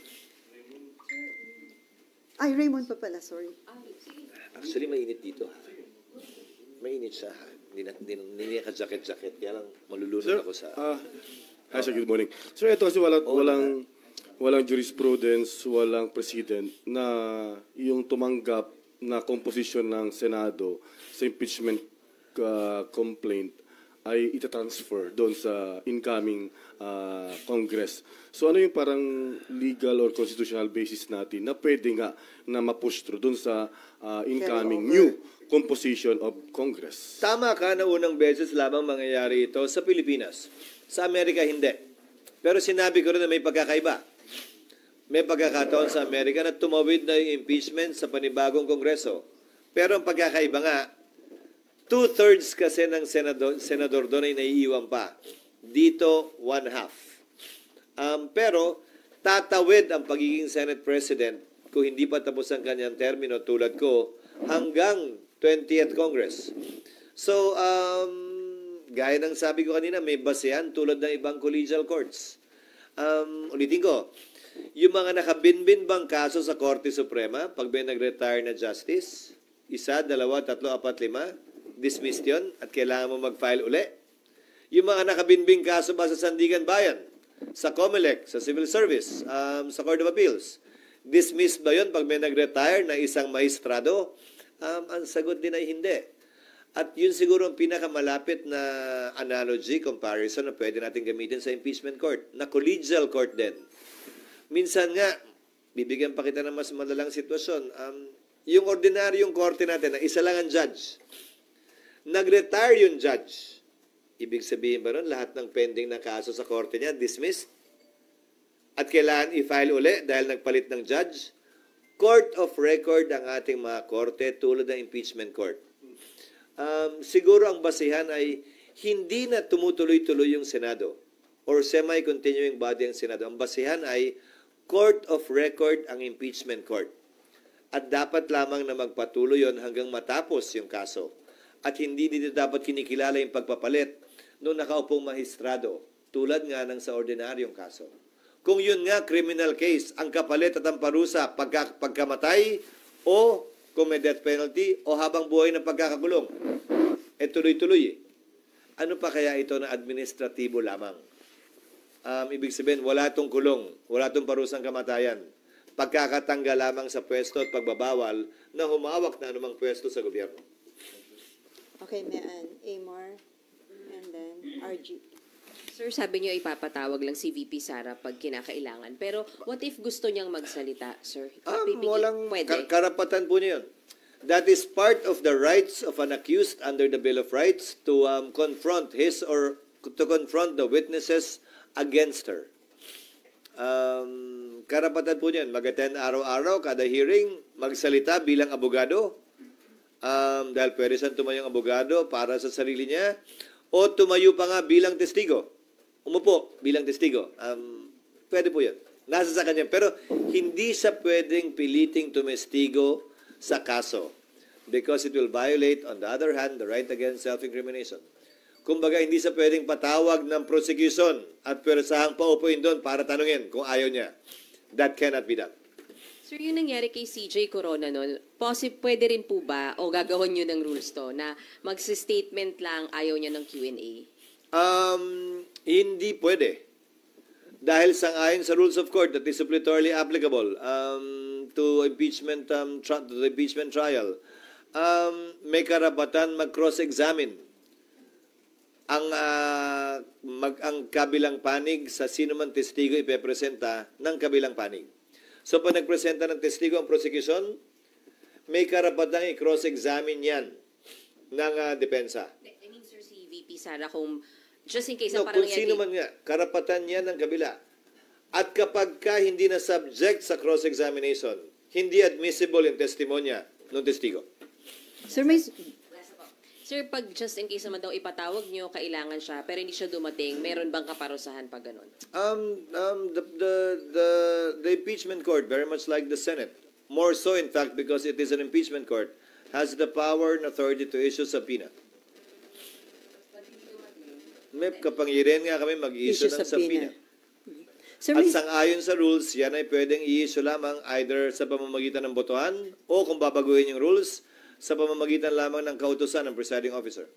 Sir, may certain period ba para tapusin yung impeachment trial o pwede itong pang matagalan? Wala, pero sino ba naman na may gustong umabot ito till kingdom come? Wala naman siguro may gusto nun. One way or the other, kailangan ito pagpasahan at desisyonan. Ulitin ko, nang hindi minamadali, pero hindi rin naman pinagpapaliban ng labis. Okay, Amor and then RG. SP, kung matuloy po yung impeachment trial nga this 19th Congress, ang sabi niyo po possible na umaga, plenary session, and then hapon yun pong impeachment trial. So sir, paano yung time dun sa mga pending bills and offhand? May mga nakikita po ba kayong mga bills na pwedeng maapektuhan ng lack of time dahil matatapos na nga po yung 19th Congress? Maliit na lamang ang epekto kung meron man. Dahil pagbalik namin sa June 2, 6 na session days na lamang ang meron namin. So, 6 na session days na lamang apektado nung AM-PM schedule na binabanggit mo. At kung mako-convene nga yung impeachment court sa panahong yon, magre-recess na rin kami makalipas ang 6 na session days. So, yung balance ng mga araw na yun hanggang June 30 ay puro trial na lamang yun. Dahil hindi na kami pwede magsesyon. Sir, bills na nakikita dapat ihabol pa? To name a few that comes to mind. Number 1, yung Konektadong Pinoy. Number 2, na BICAM na-approve na on third reading by both houses. Yung e-gov bill na hindi umabot yung ratification ng Bicameral Conference Committee report dahil may ilang pang concerns ang executive branch. Kasi nga, ayoko nang may nabibito Ayoko may binabalik sa BICAM So, hanggat maaari nakikipag-coordinate kami closely sa executive kaugnay sa mga panukalang batas na pinapasa namin. Pangatlo ay yung right-sizing bill. Tatalakayin din namin yan. Pang-apat ay yung Virology Act na ibabaycam during the recess. Ito ay pagpapalakas ng ating virology department para sa ngayon ay kung magka-pandemya muli, mas kaya na nating i-handle ito. Again, to name a few, those will be at the top of my mind. Yung wage hike? Hindi, yung mga binanggit ko, lahat nasa LEDAC. Yung wage hike, hindi ko alam kung magiging prioridad yan ng Kamara o hindi. Pero kung maalala nyo, ulitin ko, nagpasa kami ng wage hike, mahigit 1 taon na lumilipas, 100 pesos. Pinasaya ng Kamara recently lang. Pero ang ginawa ko ay inappointan ko ng bicameral conferees lahat ng mga bill na pending. Para sa gayon ay, kung sakasakali, mapag-usapan yan. Maliban na lang kung sinabi ng Kamara na hindi sila interesado dyan. Okay, RG. Ay, okay ka na, Emma. Thank you, ma'am. Sir, kasi kanina sabi niyo you will review the signature. So no, the secretary the secretariat will review the naman na ako yun. The secretary. Ayoko. O nga, 200 yun. But sir, may app pa. We will be using several apps to be able to detect and check. Minsan by the naked eye kita na kung e-sig o wet signature. Okay, sir. After kung halimbawa mangyari nga talaga that the earliest action of the Senate will be after or by June 2. Maraming pwede mangyari within that time. The complexion of Congress might change because of the elections. Since napag-usapan na naman natin yung hypothetical kanina, so hypothetical tayo ulit. Is it also possible na the next Congress, the House, can withdraw the complaint? Yes. Tulad lamang ng anumang complaint na inihain sa korte, pwedeng bawian. Halimbawa, criminal case man o civil case. Gitna ito o administrative case. Pwedeng i-withdraw na nagrereklamo ang kaso sa anumang panahon.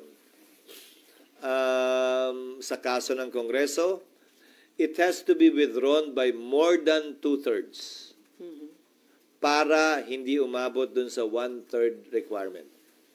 Ngayon, kung tatanungin mo, paano yan? Nagkaroon na ng jurisdiction yung Senado Pwede ba bang bawiin yun pagdating ng panahong yun ng panibagong Kongreso? Isang bagay yan na pagpapasyahan ng impeachment court pagdating ng panahon by a majority vote if they disagree with the ruling of the presiding officer. But your question was, I take it, pwede bang gawin yan ng Kongreso? Yes, they can do that. Pero kung may epekto ba yun na actual na i-withdraw, pagdedesisyonan ng impeachment court yan at ayokong pangunahan. So possible, sir, na kahit i-withdraw, kung mag-decide yung Senate na ituloy, once pending na sa korte, lahat ng gagawin ay desisyonan ng korte at hindi pwedeng pagpasya ng isang panig lamang. Okay, before Mab, sir, may nagpapatanong, although na-explain nyo na ito before, paano daw kung ma-impeach or ma-convict dito sa Senate si BP Sara, paano daw yung pag-appoint ng papalit sa kanya? Sang-ayon pa rin sa saligang batas tulad ng nangyari matapos ang EDSA 2 nung pumalit si dating Vice President Arroyo kay Pangulong Estrada. So yung Vice President naging presidente, naging bakante yung Vice Presidency. Nag-appoint si Pangulong Arroyo mula sa Kongreso, Kamara at Senado. Ang requirement ng edad Ang lahat ng requirement para maging senador at kongresista at vice-presidente, presidente ay pareho, maliban sa edad. Ang kongresista, 25, ang senador, 35. Ang requirement para sa vice president and president, 40. So, pwedeng pumili si Pangulong Marcos ng kongresista o senador na ang edad ay 40 years old and above. Matapos niyang pumili bilang kanyang nominado, pagbobotohan yan by a majority vote ng magkabilang kamara, House at Senate. Voting separately. Simple majority, voting separately. Ano? You are highly qualified. I don't think there's a senator below 40. So, sir, qualified ka nga? No, hindi ako. But lahat ng senador ay qualified at yung mga mambabatas na 40 and above ay qualified. Yun yung pool ng qualified na mga taong pwedeng i-nominate. Kung i-nominate ka, sir, open ka na maging vice-president? Ayokong pag-usapan yan because it's unfair. We will be sitting as an impeachment court. Pero sa totoo lang, mamaya sabihin ko sa iyo kung bakit kung bakit ko ayaw.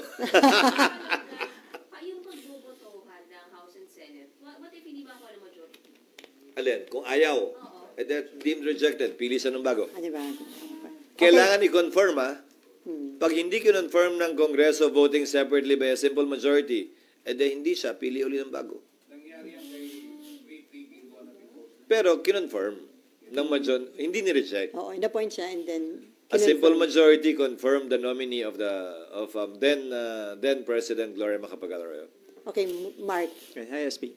I understand you clarified na kanina na maaaring 20th Congress na po yung the eventual ending. No? But working under the scenario na under the 90th Congress, we have 23 senators. So 2/3 of 24 seats po ba yung vote to convict or 2/3 of the 23 current? Still of 24 because always favorable to the accused.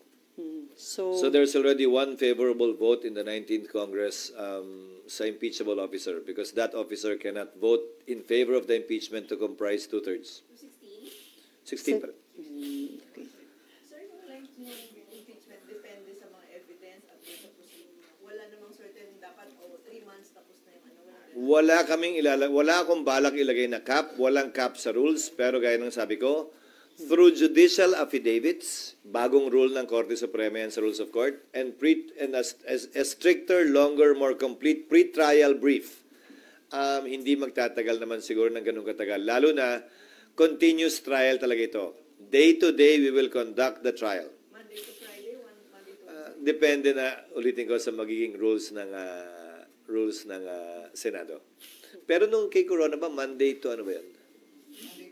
Thursday. Parang okay pahinga naman. ng Friday. Basta hindi na abot ng Sabado at Linggo yan. Kung ang teleserye nga hanggang Biyernes lang, di ba? Huwag na natin paabutin ng Sabado at Linggo. Sir, yung pre-trial. O tumatawad ka na ng 4 days. Yung kay Corona. So hindi nalalampas ng teleserye 5 araw sa isang linggo. Yung pre-trial, mga ilang araw lang yun, sir?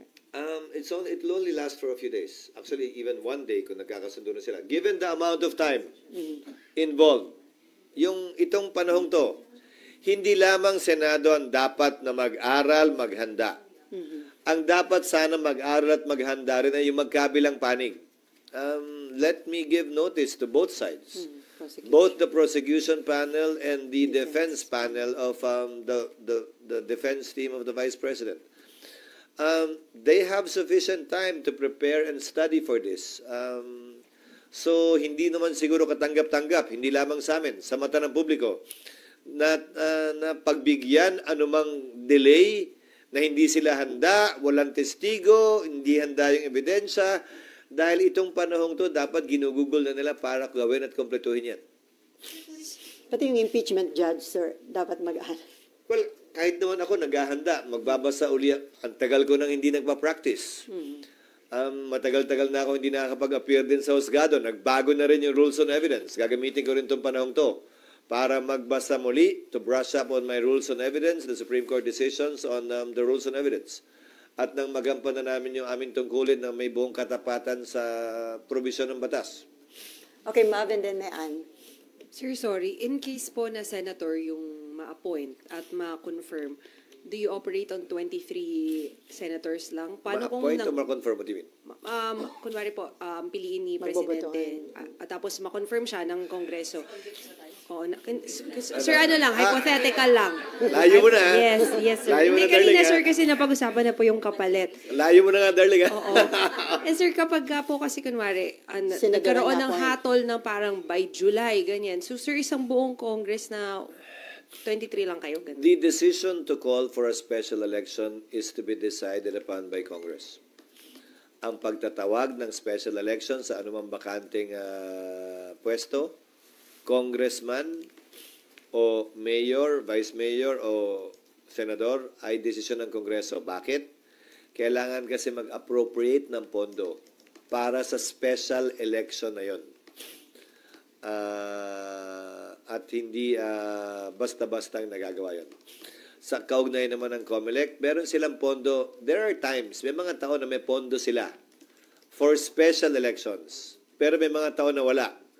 So kung may pondo sila to conduct special elections, COMELEC can do it on its own by basing it on a resolution either from the House or the Senate to fill that seat. Pero madalas in practice, hindi po ginagawa dahil may quorum pa naman ang Senado. Hindi naman makakaapekto sa quorum. Marami na rin nabakanteng posisyon sa House sa pamamagitan ng pagpanaw ng mga mambabatas. Hindi na nagpapatawag ng special election ang Kamara. Bihira magpatawag. So based on the resolution, pwede magpatawag ang COMELEC kung may pondo sila. Kung wala, kailangan talaga ng isang batas para magpatawag ng special election. Sir, sorry, may pahabol na lang po yung desk ko. Kanina, sir, yung kung hindi po atin si VP Sara, tapos pinatawag siya dito, pwede siya isubpoena. Yes. Should she ignore the subpoena? What happens? Subpoena is a compulsory process, meaning to say she can be compelled to attend. Like what we do with respect to witnesses in the hearings of the Senate. The Sergeant at Arms, with the assistance and aid of law enforcement officers, may effect the compulsory order for her to appear Mag-issue in ng warrant plenary. of arrest, sir? But I heard a comment of Vice President Estrada that she welcomes this in order to present her case. So, VP Duterte, sorry. That she welcomes this. Sinasabi ko? Estrada. Sorry. VP. But I heard a comment of VP Sara in connection with the looming impeachment complaint to be filed against her that she would welcome it as an opportunity to present her side of the story vis-a-vis the accusations being hurled against her by members of the House. So I hope that will indeed be her position. So, kung mag-change yung kanyang stand, hindi nga siya mag-attend kahit may subpoena, possible yung pag-issue ng warrant of arrest? Merong subpoena lang. Hindi pa naman warrant. Subpoena is enough. Kung hindi pa rin nga siya mag-attend? Again, a subpoena is a compulsory process. The Sergeant at Arms and law enforcement officers can enforce a subpoena. Okay, and then Cecil. Sir, yung pre-trial ay mangyayari pag na-convene na? O pre-trial Under our rules kasi, wala pa yon. Kasi wala pa naman noon eh. So, pag sa amendment namin ng rules, nilagay na yon, pwedeng pagpasahan ng 19th Congress na payagan na yon sa ilalim ng 19th Congress. Dahil nga, yung presiding officer, sangayon sa aming rules, ay may kapangyarihan to take proper order of the subject matter of impeachment. I mean, it should happen, yung pre-trial, pag na-convene. So, June 2 onwards pa rin. Hindi kailangan nga ma-convene eh. Kasi, ang magulo pa siya eh. Kung isipin mo, convene, susumpa, tapos susumpa uli. Sir, basic to. Ano po bang laman ng pre-trial? Nakalagay doon, yung mga ebidensya nila, yung bilang ng testigo nila, at nakapaloob doon yung judicial affidavits nila. Kumbaga, halos wala ng direct examination. Dito lang napanood nyo sa Corona trial na, so nung petsang to, nasaan ka? Nakalagay na rin yung kwento niya, ipapa-identify na lamang sa kanya yung kanyang judicial affidavit. Ikaw ba talaga gumawa nito? Pirma mo to? Lahat ba na nakapaloob dito ay totoo? Cross-examination na diretso. It will abbreviate the proceedings. Mas mabilis ang proceedings. Ngayon, may nakasaad din sa Rules of Court na yung mga testigo at ebidensya na hindi mo binanggit dyan, hindi mo na pwedeng ipresenta pa. Maliban na lang kung nadiskubre mo lamang nitong makalipas ang ilang araw o ilang oras na wala pa, hindi mo pa alam nung ginawa mo yung pre-trial.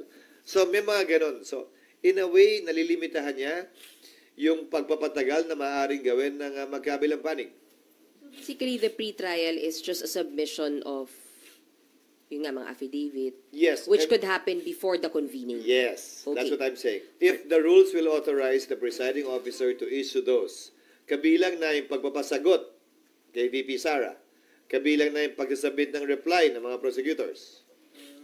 Lahat ng bagay na ito, hindi pa to trial, can be done already under the 19th Congress, lalampas ng konti sa 20th Congress, pero yung trial mismo talaga, magsisimula ng 20th Congress. Except again, kung sa rules ay sabihin na pwedeng mag-receive ng evidence through commissioners. Yung 12 may iiwang kasi ginagawa na rin ng korte yan ngayon pwedeng tumanggap na ebidensya ay may iiwang 12. Trial na rin yun in a way. Dahil tumatanggap ka na ng ebidensya through commissioners, quote-unquote. Not the whole court. If that will be decided upon by the majority. Sir, safe pa rin sabihin that the impeachment trial mag-uumpisa ng 19th, itutuloy ng 20th, Yes. hahatulan ng 20th. Yes. Tama, okay. Yung paghahatol, pagpapasya, 20th na. Okay, sir, isa na lang sa akin. Sir, paano po yung mga hindi lawyers na mga magiging senator judge? Dapat bang mag-aral sila? May mas extra effort ba sa kanila dapat? Oo, dahil yung abogado nga mag-aaral Ako nga mag-aaral So, lahat kami dapat mag-aral. Pero kung susuriin nyo, ilan ba ang abogado din naman ngayon sa 19th Congress? Ako, Senator Pia, Senator Alan, Senator Tol, Senator Coco. There are 5. So, sir, itong impeachment indication na gaano ka-importante ng mga lawyer ang lawmakers. Hindi naman kailangan abogado kasi nga hindi naman kailangan maging abogado kasi naman kahit nga abogado mag-aaral pa Baka mamaya mas malalim pa yung pag-aaral nila kaysa sa abogado na akala niya alam na niya na lahat, di ba? So, hindi naman nangangahulugan. Yes, to start, especially those who will remain until the 20th Congress because they're not up for re-election. Siyempre, yung mga tumatakbo pa lang, asikasuhin na muna nila yung kampanya nila, okay lang yun. Okay, RG, and then Cecil, and then Jojo. Sir, as a politician, how will you describe yung political context habang nakabitin tong issue ng impeachment for the next few months? I mean, can you imagine having a campaign with this and then sabi nyo aabot ng 20th? Can you imagine having a SONA, the budget hearings with this looming, hanging over everybody else's heads? This is a legal constitutional process. Hindi natin dapat to ikatakot o ikabahala. May election man, wala mang eleksyon, may SONA man, wala mang SONA. Ito'y constitutional process na tinalaga ng ating saligang batas para mapayapang maresolbahan anumang hindi natin pagkakaunawaan o para magawa yung gusto nating magawa. Or mahadlangan yung ayaw nating makita mangyari. We should not be afraid of this. If this will be an election issue, then so be it. Hindi ba maganda yun? At least may valid election issue na pwede mo talagang tanungin sa mga kandidato. Na pwede pagbasihan ng ating mga botante kung iboboto nga ba nila o hindi. Ang partikular na kongresista o senador. At least yung dalawang pwestong yun man lang. At least it will be in a way issue-based. At hindi nakabase lamang sa personalidad. So we can look at it positively too, in a way. Given that there is an issue we are facing in time of during election and campaign season. So magiging election issue nga ito, sir. Kasi after election pa yung start. I think it will be.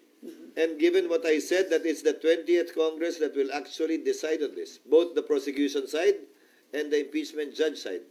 Sino magbe-benefit kung maging election issue ito, sir? The public? Definitely the public.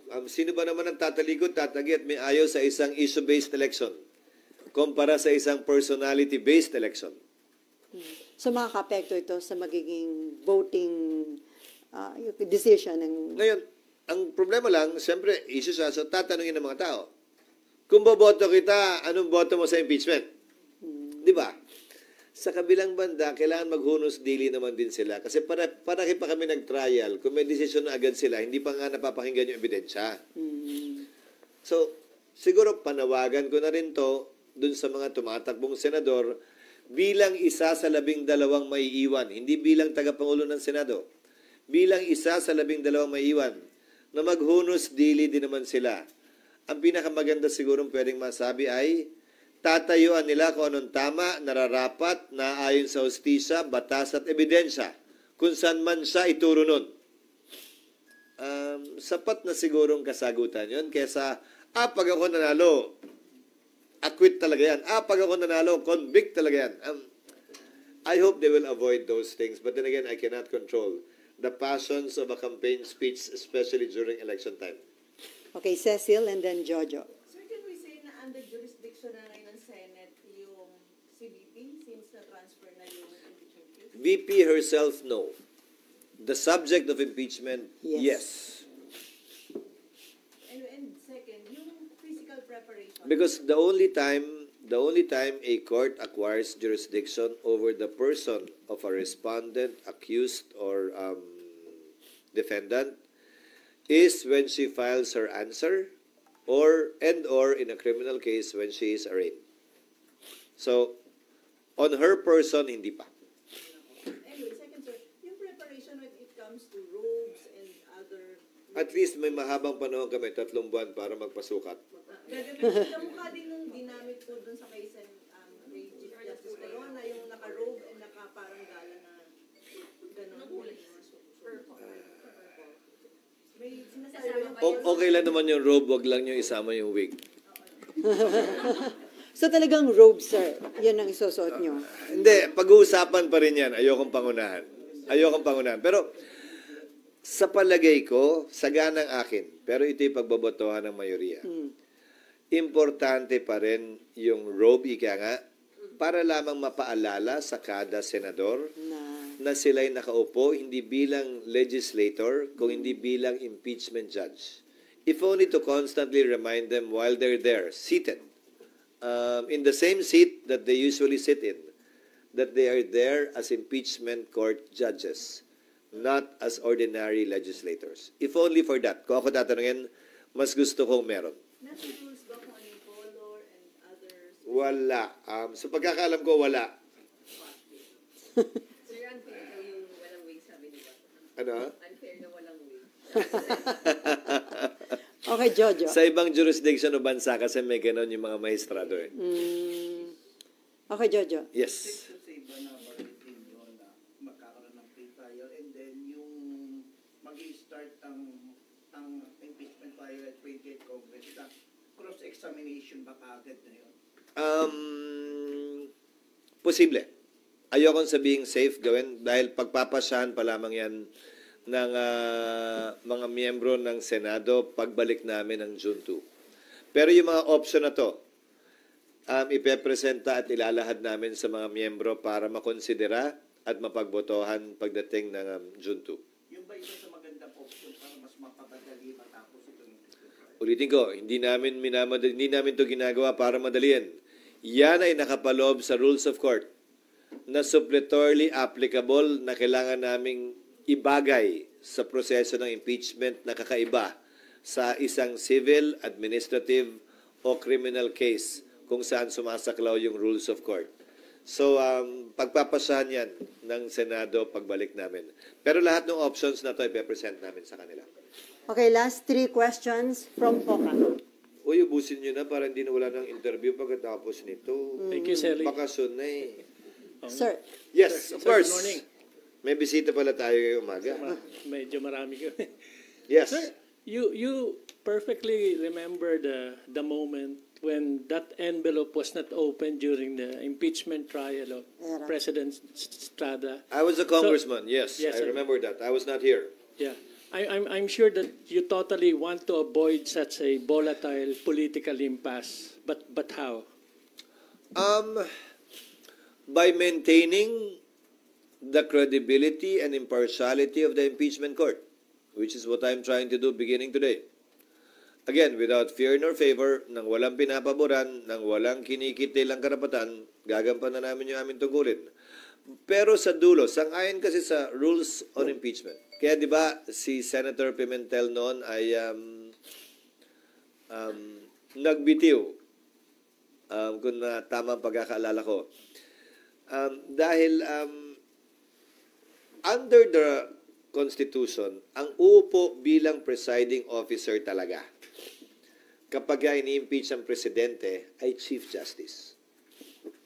Hindi naman talaga, wala namang co-presiding eh. Wala rin namang majority leader ang impeachment court eh. Ginawa lamang nila noon yun eh. Kung talagang korte yan, Chief Justice ang presiding officer sa presidente pag in-impeach. It's the Senate President that presides in relation to other impeachable officers, Vice President down. At ang proseso ay, anumang order initially will be decided upon by the presiding officer. If a member disagrees, he can stand up, question it, or object to it, pagbobotohan ng plenaryo. Yun yung proseso. Masunod man o hindi yung gusto ng nakararami, yun ang desisyon ng korte. Ngayon, pwede rin desisyon na ng presiding officer kung ayaw niyang magpasya. Sasabihin niya, ayokong magpasya dyan, ibabato ko sa plenaryo. Kayo mag-decide. Kung ano man ang maging resulta nun, yun ang susundin ko bilang presiding officer. Sang-ayon man yan o taliwas sa gusto ng mas nakararami. Yun yung proseso eh. Actually, they had no choice at that time but to follow the majority. Sir, follow up. Yes, please. Sir, the matter of shifting an impeachment case from the 19th to the 20th Congress, we heard your position, yes. But can that be questioned and clarified with, for example, the Supreme Court? Of course. They can do that. Pero unahan ko na rin. Kung gagawin man nila yan, maliban na lamang kung may temporary restraining order na i-issue ang Korte Suprema kaugnay nito sa transition na ito, magpapatuloy ang trabaho namin, 19th o 20th Congressman yan, at hindi pwedeng gamiting rason dahilan o palusot yan ninuman, prosecution man o respondent na may nakabingbing kaso, basta't walang temporary restraining order.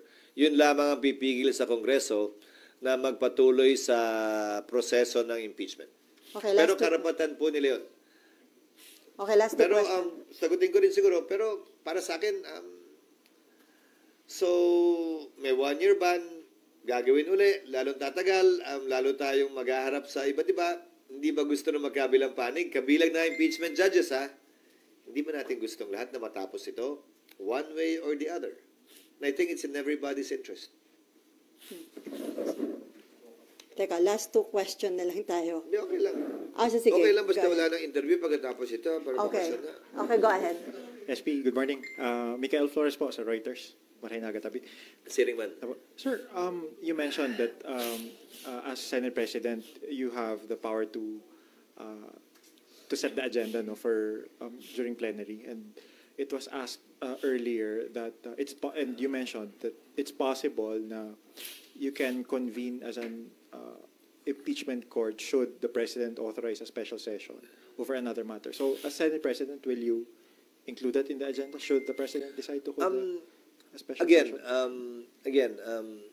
If the Secretariat is ready, yes, it will be included in the agenda, but it's not my sole decision. It will be voted upon by plenary. You're not usually with us on a daily basis, except for today, perhaps because of the impeachment complaint. Everything we do, although it's not being objected to, it seems like it's an order being issued by me. Everything we do is subject to the vote of the majority. So kung wala nag-object, ibig sabihin, bumoto silang lahat pabor doon. If someone objects, then we have to put it to a vote. But these things are decided upon by plenary, not by the presiding officer alone. Sir, may patanong, yung daw bang verdict ng impeachment court can still be appealed sa Korte Suprema? As far as I know, no. Final na yan, sir. It has been tried, I think. I forget the ruling. For having committed grave abuse of discretion or something, but I think the Supreme Court dismissed it. Again, if my recollection serves me right. But I'm not sure. Okay, from Bloomberg. Yes, ma'am. Yeah, thank you. Senator, I have a non-impeachment related question. About one of the laws we passed? Yes, I think so. Yeah. Finally. It's a bill that you authored, I believe, about that bill on mining. Exactly, prohibiting what's the status of that, sir, and has it reached the BICAM? I think we passed it on third reading, but the period is 10 years. Not 5. Ba't nakalagay dun? 5 ba o 10? Alam ko 10 eh. 5. 5 ba? Yung effectivity after 5 years pa. 5 ba? 5 ba nakalagay? Hindi ba in-amend na 10? Pakicheck na lang. 5 years nakalagay. Sa bill o sa in-approve namin? Oo. Pakicheck. Yung effectivity ng ban, parang 5 years after. 5 o 10? Hindi ko na maalala eh. Ano bang... Pero doon sa nakita namin PR. Ka-5 din nakita namin, sir. Pero, sir, But the reason for that mining ban is this. Again, why reinvent the wheel if it has been reinvented? We're looking at Indonesia. Ginawa ng Indonesia, nag-impose ng mining ban within a certain period. Now they have several processing plants. 4, I believe. The Philippines is one of the richest mineral-rich country in the world. We are 3rd or 4th mineral-rich country in the world.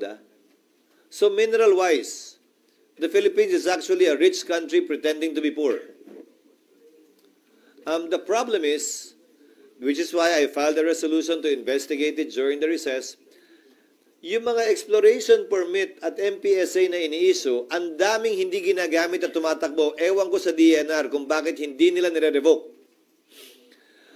Non-use is a valid ground for revocation. Hinahawakan lang to ng kung sino-sinong nung nakapwesto ay kinuha lahat para lamang ibenta, wala naman silang puhunan para talaga i-explore. Again, we're a mineral-rich country pretending to be poor. If this is done, I believe this will be a game changer for our country. If we will have processing finally here in our country. For those who are concerned na 5 years is too short, then convince us and ask for 7, 8, 10. But don't tell me we don't need this. Don't tell me you don't want this for your country. Don't tell me you don't want this for the Filipino. Bili mo yung iron ore, yung copper, yung nickel dito minimina, tapos dadalhin sa China, sa ibang bansa, ipoprocess, tapos bibili natin ng mas mahal dahil yung value added ginawa doon, igaling dito yun. Di ba? Maawa na tayo sa bansa natin. Sa dami ng batas na pinasa natin para sa mga negosyante, pasa naman tayo ng isa kahit pa paano. The entire fiscal mining bill favors mining companies to make it easier for them, more attractive for them. Ito naman yung sukle. Makapagbigay ng trabaho sa Pilipino, value added at buwis dito, kesa galing na lamang sa ibang bansa palagi, yung finished product o value added product. Okay, follow up. Yeah, so 5 years, Senator. So the BICAM will likely be held in June na po, no? Actually, I'm hoping it will be done during the break. During the break. Para pag-resume namin, ma-ratify namin. And the Nakalimutan ko pala yun sa mga bill na binanggit ko. Oo nga. And Ikaw pa naman nag-sponsor. And the mining companies will have a chance to maybe make an argument, no, to extend it. Of course, I've heard their arguments actually. Okay. I've talked to most of them already because they sent position papers already. But again, I will also appeal, if they want to appeal this, I want to appeal to them too. Don't talk to me about removing that provision. Touring naman yun eh. Talk to me about hindi kaya ng 5, pwede ba 7? Hindi kaya ng 7, pwede ba 8, 10? But don't tell me we don't need this. Don't tell me that we should not do this.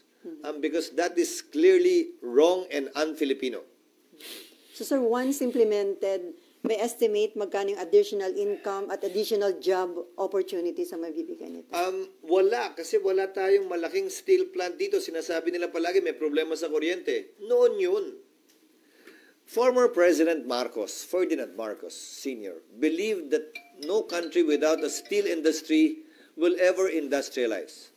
And if you look at every other country in the world, except for Singapore perhaps, given the limited territory they have, we need to have our own steel industry. Ang typical na sinasabi nila, mataas daw ang presyo ng kuryente rito. Darling, kaya mo yan. Kaya mong iyan yan. Okay. Nawala. Nawala tuloy. Sorry. Mataas yung presyo ng kuryente, pero hindi naman with solar, with renewable, these issues can be addressed. So I hope, again, I'm hopeful because this is clear there's no vested interest behind this proposal. The only interest behind this proposal is the best interest of the Filipino people and the nation for us to develop finally as a country. Okay. Sir, Yes, ma'am. Buena Bernal of CNA Channel News Asia. Can we get an English soundbite on? So the elections were gathered. Yes, please.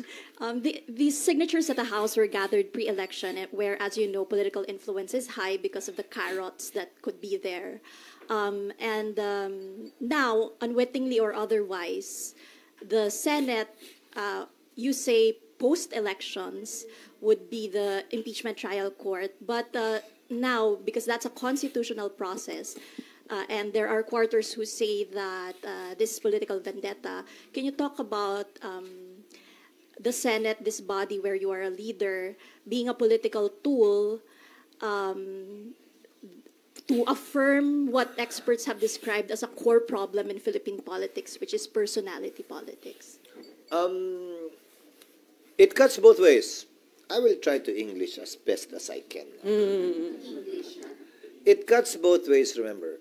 You referred to carrot politics, but given that it's election time, those who signed may have been blinded by that. I'm not saying that they were. But what about those who did not sign? Weren't they motivated by politics as well? It is a political process. So it's unfair to accuse only those who signed of politics and not those who did not sign. They were both engaged. In politics. And as I said earlier too, given that we're only translating what I said earlier in Filipino, remember? And as I said earlier too, I think it's an opportunity, given that it's election time and campaign season leading to the 2025 elections, that we actually have a chance of this being an issue-based election, at least insofar as members of the House and members of the Senate are concerned, with the admonition on the part of the members of the Senate for them not to be too partisan with respect to saying what their judgment will be should they win and become an impeachment judge.